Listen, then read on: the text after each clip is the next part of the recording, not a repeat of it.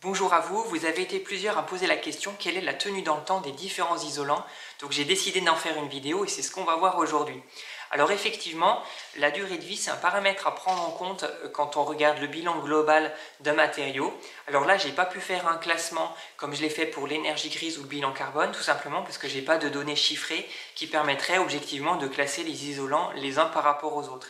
En l'occurrence, ce qu'on va voir aujourd'hui, c'est que la durée dans le temps dépend beaucoup plus de la qualité de la mise en œuvre que des propriétés de tel ou tel autre isolant. Alors, si je dis les choses autrement, en fait, pour un même isolant, on pourra avoir une longue durée de vie s'il est posé avec soin et dans les règles de l'art.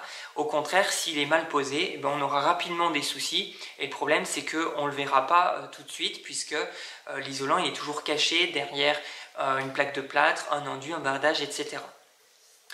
On va prendre un premier exemple, la paille versus le polystyrène.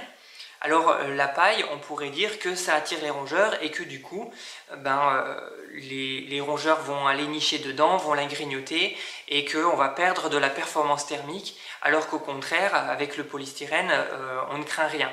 Ça, c'est une fausse idée reçue, puisque dans un cas comme dans l'autre, si les rongeurs ont des accès, ils vont rentrer dans l'isolant et ils vont le grignoter, ils vont nicher dedans, même avec le polystyrène.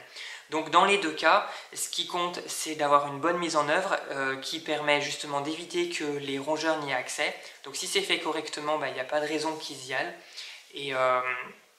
Donc voilà, il faut vraiment protéger notre isolant. Là, on parle de se protéger des rongeurs, mais il faut se protéger aussi de l'humidité. Et donc j'en viens à un deuxième exemple.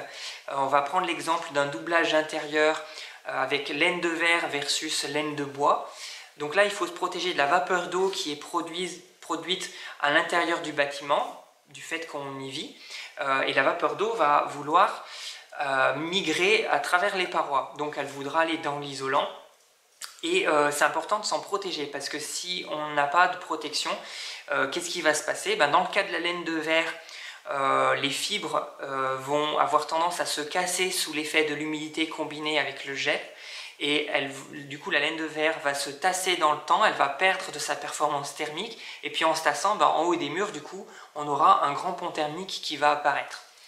Et malheureusement, avec la laine de verre, on a souvent ce problème, puisqu'elle est en général vendue avec un papier craft intégré, une sorte de papier marron, qui est dit comme étant un pare-vapeur, mais ça n'en est pas vraiment un. Et puis à la jonction entre les panneaux, on ne va pas forcément traiter les choses correctement, donc on aura plein de failles par lesquelles la vapeur d'eau pourra passer. Du coup, on constate souvent qu'avec la laine de verre, au bout de quelques années, on a un tassement. Deuxième cas de figure, la laine de bois. Alors là, on n'a pas ce problème de fibres qui cassent grâce aux propriétés du matériau, mais par contre, comme c'est un matériau biosourcé, potentiellement, sous l'effet de l'humidité, il peut craindre de pourrir. Donc là aussi, c'est très important de bien faire les choses. Si c'est pas protégé, effectivement on aura des problèmes. Si par contre on a un pare-vapeur correctement mis en œuvre, ça va bien se passer. Donc voilà, ce qu'on voit aujourd'hui, c'est que quel que soit l'isolant qu'on choisit, tout le secret repose principalement dans la qualité de la mise en œuvre. Voilà pour aujourd'hui, je vous souhaite une très bonne journée.